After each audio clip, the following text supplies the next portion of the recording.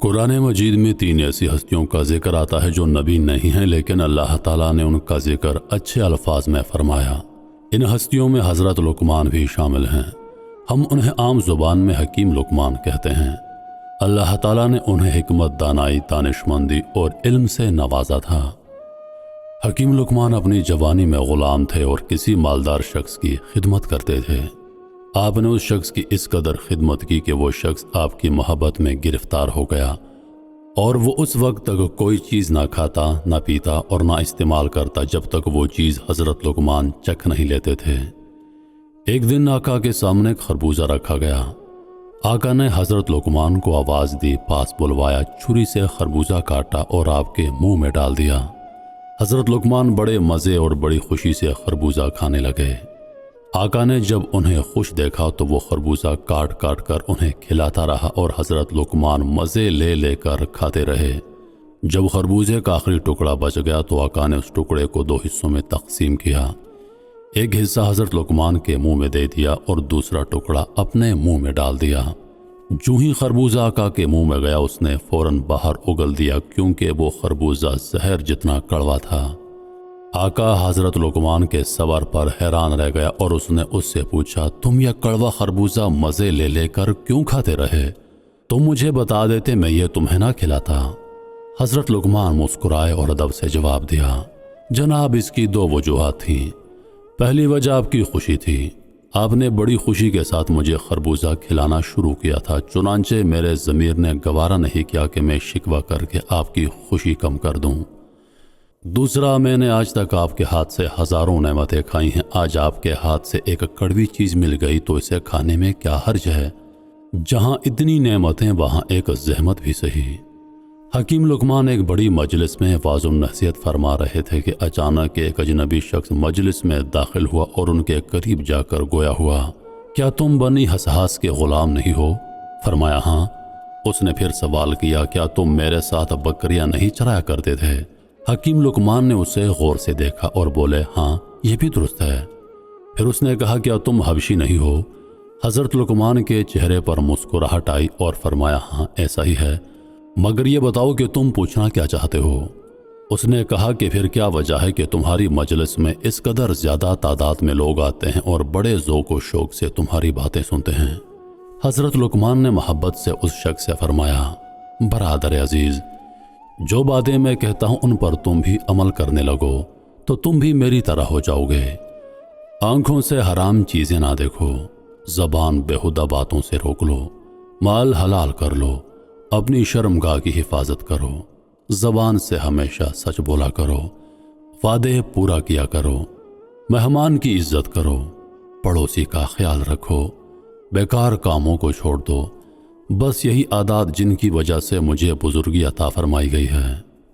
حضرت خالد ربی فرماتے ہیں کہ ایک دن ان کے مالک نے فرمائش کی کہ اے لقمان، ہمارے لیے ایک بکری ذبح کر دو اور اس کا سب سے اچھا عضو ہمارے سامنے پیش کرو۔ آپ نے بکری ذبح کی اور اس کا دل اور زبان نکال کر اپنے مالک کے سامنے پیش کرتے ہوئے کہا کہ یہ دونوں بکری کے سب سے اچھے اعضاء ہیں۔ ابھی چند ہی دن گزرے تھے کہ مالک نے پھر فرمائش کر دی کہ اے لقمان، ہمارے لیے ایک بکری ذبح کر دو اور اس کا سب سے برا عضو لے کر آؤ۔ آپ نے بکری ذبح کی اور دل اور زبان نکال کر ان کی خدمت میں پیش کرتے ہوئے کہا کہ یہ سب سے برے اعضاء ہیں۔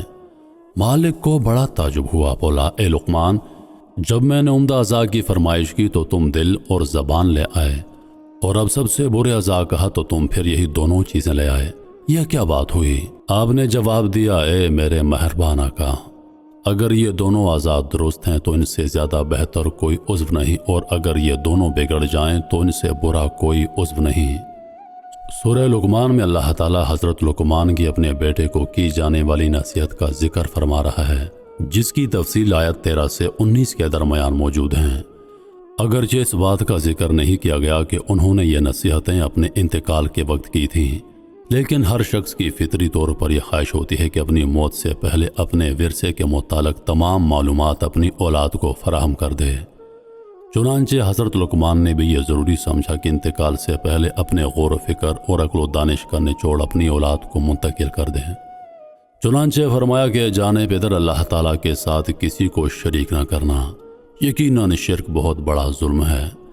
یہاں پر اللہ تعالیٰ نے والدین کے ساتھ حسن سلوک کی تاکید کی اور ان کی اطاعت و خدمت کا حکم دیا، بالخصوص ماں کے حوالے سے۔ بیٹا اگر کوئی عمل رائی کے دانے کے برابر بھی ہو اور زمین آسمان یا چٹانوں میں کہیں بھی چھپا ہو، اللہ اسے لا موجود کر دے گا۔